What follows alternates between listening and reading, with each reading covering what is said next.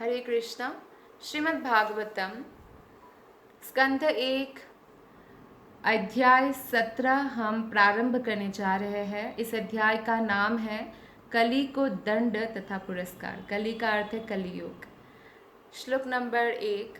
सुतवाच तत्र गोमिथुनं राजा हन्यमानामनाथवत् दण्डहस्तं च वृषलं ददृशेन्द्रिपलाञ्छनम्।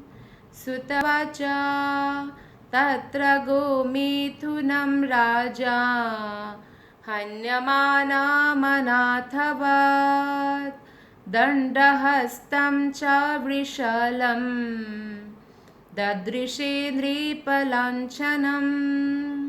सुत गोस्वामी ने कहा, उस स्थान पर पहुंचकर महाराज परीक्षित ने देखा कि एक नीच जाति का शूद्र राजा का वेश बनाए एक गाय तथा एक बैल के लठ से पीट रहा था, मानो उनका कोई स्वामी ना हो। तो सरस्वती नदी के तट पर पहुंचकर परीक्षित महाराज ने देखा एक बहुत ही नीच व्यक्ति राजा का जैसा वेश बनाया हुआ है एकदम, लेकिन क्या कार्य कर रहे, नीच कार्य कर रहे हैं। एक बैल को और एक गाय को लाठी से पीट रहे हैं, जैसे एक बैल और गाय का कोई स्वामी ही नहीं हो रक्षा करने के लिए। तो कलियुग का मुख्य लक्षण है कि निम्न जाति के शूद्र अर्थात ब्राह्मण संस्कृति तथा आध्यात्मिक दीक्षा से रहित मनुष्य प्रशासकों या राजाओं का वेश धारण करेंगे, और ऐसे अक्षत्रिय शासकों का प्रमुख व्यवसाय होगा निर्दोष पशुओं को, विशेष रूप से ऐसी गायों तथा बैलों को जान से मारना जो अपने स्वामियों और प्रामाणिक वैश्यों द्वारा आरक्षित होंगी। तो ये लक्षण था। श्रील प्रभुपाद जी व्याख्या करते हैं तात्पर्य में, श्रील प्रभुपाद की जय। तो कहते हैं कलियुग का ये मुख्य लक्षण है कि राजा वो बनेंगे जो क्षत्रिय नहीं है, जो जन्म से भले ही कोई क्षत्रिय हो लेकिन कार्य से वो क्षत्रिय नहीं है, गुणों से वो क्षत्रिय नहीं है, और आध्यात्मिक दीक्षा नहीं है उनके पास।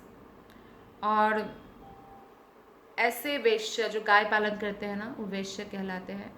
तो ऐसे वैश्य जिन्होंने जैसे बूढ़े हो गए तो कसाई को बेच देते हैं गाय, या बैल जन्म हो गया तो बैल बेच दिया, बैल कोई काम का नहीं, ट्रैक्टर काम करते हैं। तो इस तरह से ऐसे भी लोग होंगे, और फिर वो निर्दोष पशुओं को मारने का कसाई घर खोलने के लिए लाइसेंस देंगे, ऐसे राजा होंगे। कलियुग का ही मुख्य लक्षण है। भगवद गीता 18वें अध्याय के 44 श्लोक में कहा गया है कि वैश्यों का कार्य क्या होता है, कृषि खेती करना वैश्य का कार्य होता है, गाय की रक्षा करना या बिजनेस करना। कलियुग में पतित वैश्य गायों को कसाई घरों में पहुंचाने में लगे रहते हैं।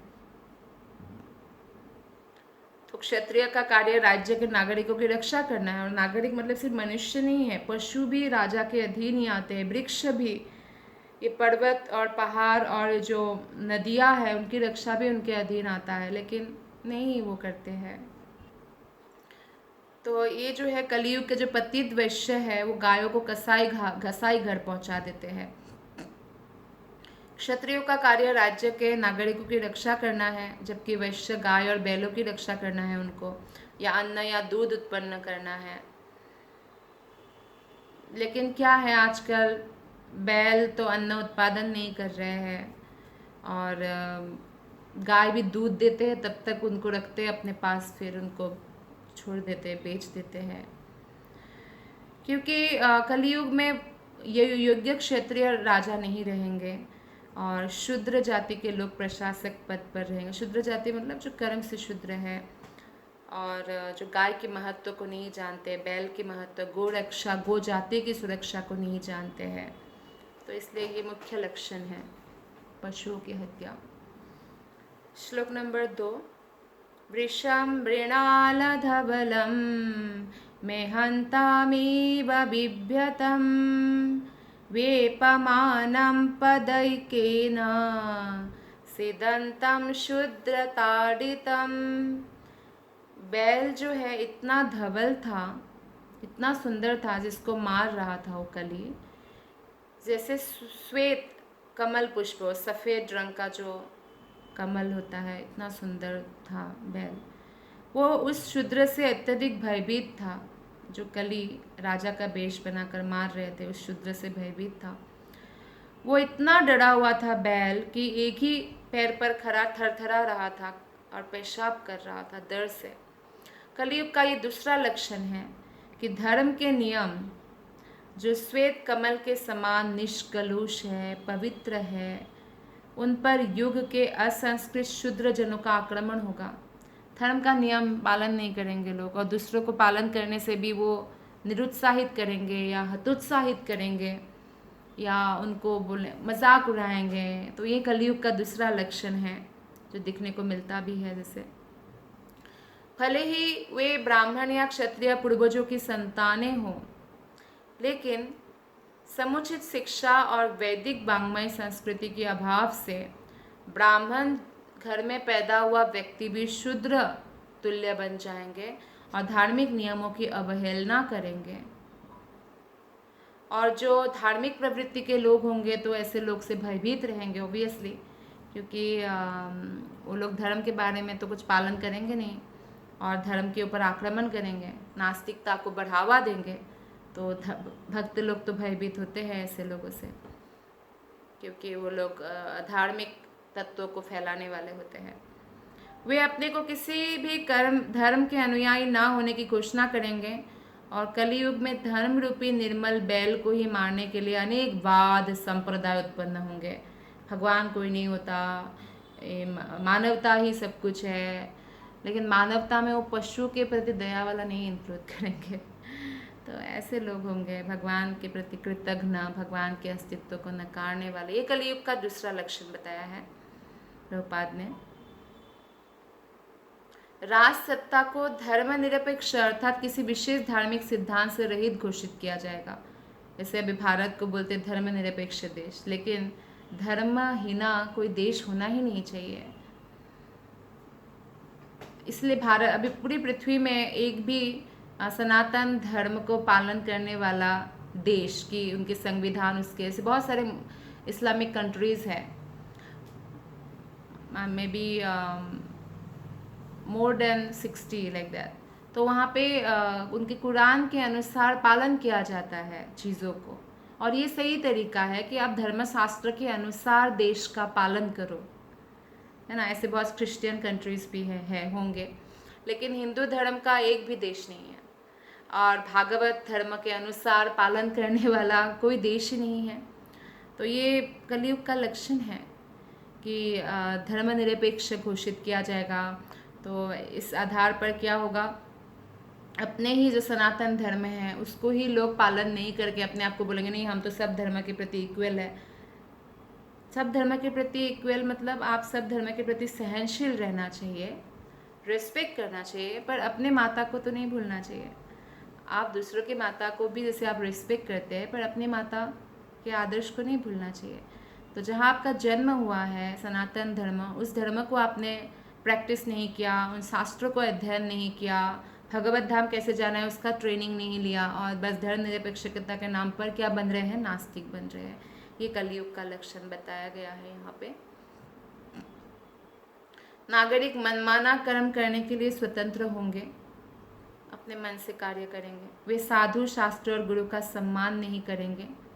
तो एक पांव पर खड़ा बैल जो यहाँ पे जिसको कली मार रहे हैं, वो इस बात का संकेत है कि धर्म के नियम क्रमशः विलुप्त हो रहे हैं और धार्मिक नियमों का आंशिक अस्तित्व जो थोड़ा बहुत बचा हुआ है वो भी गिरने वाला है। थोड़ा थोड़ा बचा हुआ है अभी भी, पर बाद में वो भी नहीं रहेगा। ये इसका मतलब प्रमाण है। श्लोक नंबर 3। गाम च धर्मादुघाम दीनम भृशं शूद्रा पदाहता विवत्सामाश्रुवदनां क्षमां यावासमिच्छतिम्। अनुवाद और तात्पर्य श्रील प्रभुपाद के द्वारा, श्रील प्रभुपाद की जय। अनुवाद: यद्यपि गाय उपयोगी है क्योंकि इससे धर्म प्राप्त किया जा सकता है, गोजाति, किंतु अब वह दीन तथा बछड़े से रहित हो गई थी। उसके पाँव पर शूद्र प्रहार कर रहा था। उसकी आंखों में आंसू थे और वो अत्यंत दुखी और कमजोर थी। वो खेत की थोड़ी सी घास के लिए लालायित थी। तो कली का ये अगला लक्षण है कि गाय की दुखी अवस्था, और जब गाय दुखी होती है तो पूरा समाज का पतन भी शुरू हो जाता है। तो गाय दुहने का अर्थ है द्रव रूप में धर्म प्राप्त करना। तो बड़े बड़े ऋषि मुनि केवल दुग्धाहार करके ही जीवित रहते थे। गाय की दूध में वो शक्ति है कि केवल दूध पीकर ही उनको सारा पौष्टिक तत्व मिल जाता है एक मनुष्य को। तो बड़े बड़े ऋषि मुनि केवल दूध ही पीते थे और कुछ नहीं करते थे। तो जैसे हम देखते हैं कि हरिदास ठाकुर भी थोड़ा सा बस छाछ पीते थे दिन में एक बार, बस। तो श्री सुखदेव गोस्वामी गृहस्थ के वहाँ भी तब जाते जब गाय दूह रहा हो और वे अपने निर्वाह भर के लिए उससे थोड़ा दूध लेते। यहाँ तक कि 50 वर्ष पहले तक, आज से, लोग साधु को एक गिलास दूध दिए बिना नहीं रहते थे। ये दूध होता था, गाय की देखभाल होती थी घर में, तो भरपूर दूध होता था। प्रत्येक गृहस्थ जल की तरह दूध देता था, पानी जैसे पिलाते हैं। कोई भी आए दूध दो। ये चाय वाय का कोई हमारा पूर्वजों का ये संस्कार नहीं था। ये चाय तो नशा है, ये तो ब्रिटिश ने शुरू किया है। पहले फ्री में पिला के फिर एकदम आदी कर दिया लोगों को। आदी भी इसलिए हो जाते लोग क्योंकि नशा है, नशे के आदी आसानी से हो जाता है चाय कॉफ़ी। तो पहले जो हमारी जो संस्कृति है, वैदिक संस्कृति, उसमें दूध दिया जाता था जल की तरह से। पानी देते हैं ना कोई हमारे घर आते, तो ऐसे सुंदर गाय का दूध दिया जाता था। तो कोई बाहर से आया तो गाय का दूध पीकर पूरी तरह शक्ति से भरपूर हो जाते थे वो। तो लेकिन आजकल ऐसा नहीं है। सनातन धर्मी वेद नियमों का अनुयायी के लिए यह प्रत्येक गृहस्थ का धर्म है कि वो न केवल दूध प्राप्त करने के लिए अपितु धार्मिक नियमों को प्राप्त करने के लिए गाय तथा बैल रखे। सनातनी लोग धार्मिक नियमों के आधार पर गाय की पूजा करते हैं, ब्राह्मणों का सम्मान करते हैं। यहाँ तक कि जब कृष्ण पर असुरों का आक्रमण होता था और कृष्ण उनको मार देते थे, उसके बाद यशोदा माता हमेशा गाय के पूंछ से कृष्ण को छुआना, क्योंकि इससे नज़र उतर जाता है बच्चे का। हालांकि भगवान तो स्वयं भगवान है, लेकिन माता के लिए वो माता उनकी हर प्रकार से रक्षा करना चाहती थी। तो गोमूत्र से नहलाना, गोबर का लेप लगाना और गोखुर छिड़काना, मतलब गाय के पद धुली। तो ये इतना लाभदायक है। गाय में भगवान कृष्ण गाय से इतना प्रेम करते थे। समस्त देवी देवता निवास करते हैं। यहाँ तक गोबर में भी लक्ष्मी देवी का निवास होता है। तो ये बहुत इम्पॉर्टेंट है कि गाय का पूजा किया जाए और सम्मान करना चाहिए ब्राह्मणों का, गाय का। तो यज्ञ की अग्नि के लिए गो दुग्ध की आवश्यकता होती है और यज्ञ करने से गृहस्थ हमेशा सुखी रहते हैं। तो गाय का बछड़ा देखने में सुंदर होता है और बछड़ा देखकर गाय को बहुत अच्छा लगता है, गाय खुश रहती है। इसलिए जब दूध दूहना होता है, बछड़े को सामने लाया जाता है तो उससे वो अधिकाधिक दूध देती है, खुश रहती है। तो किंतु कलयुग में बछड़े को गाय से उन कारणों से जल्दी जल्दी विलग कर दिया जाता है। कई जगहों पर तो गाय को मशीन में फिट करके दूध निकाला जाता है, बछड़ा तो दिखाया भी नहीं जाता। ये कलयुग का लक्षण है। तो गाय अपनी आँखों में आंसू भरकर खड़ी रहती है और शुद्र ग्वाला कृत्रिम रीति से गाय को दूह लेता है। गाय दूध देना पसंद भी नहीं करती है, लेकिन फिर भी देना पड़ता है दूध। आजकल बहुत मशीन भी फिट करते हैं लोग। और फिर जब दूध देना अगर गाय बंद कर देती है तो उसको काटे जाने के लिए कसाई घर में बेच दिया जाता है, भेज दिया जाता है। तो आधुनिक समाज में फैले हुए सभी कष्टों के लिए गाय के ऊपर जो ये अत्याचार है, इसी के कारण पूरा समाज, जो प्राकृतिक विपत्तियाँ होती है, भूकंप आना, तूफान आना, इसी के कारण उत्तरदायी है। लोगों को यही नहीं पता चल पाता कि आर्थिक विकास के नाम पर वो लोग क्या कर रहे हैं। तो इस प्रकार कलयुग के प्रभाव के कारण हर व्यक्ति अंधकार के गर्त में जा रहे हैं। जिनको सम्मान देना चाहिए, पूजा करना चाहिए, उनका अपमान हो रहा है और शांति तथा प्रसन्नता के समस्त प्रयासों के बाद भी लोग प्रयास कर रहे हैं कि शांति कायम रहे, फिर भी नहीं सुखी रह पा रहे हैं। क्यों? क्योंकि गाय और बैल जो है सुखी नहीं है, दुखी है। या पशु और अन्य पशु भी, जैसे बकरी हो, चाहे कुत्ता हो, बिल्ली हो, कोई भी हो, हाथी हो, तो सब पशुओं को जब दुखी रखा जाएगा, वो लोग बहुत बोलते हैं ना, निष्पाप निर्दोष जैसे रहते हैं, मतलब वो हमारा कोई हानि पहुंचाने नहीं आ रहे, फिर भी मनुष्यों के पीछे पीछे जाके उनको मारना। तो इससे क्या होता है, पशुओं के प्रति अत्याचार फिर मनुष्य के प्रति दुख के रूप में आता है।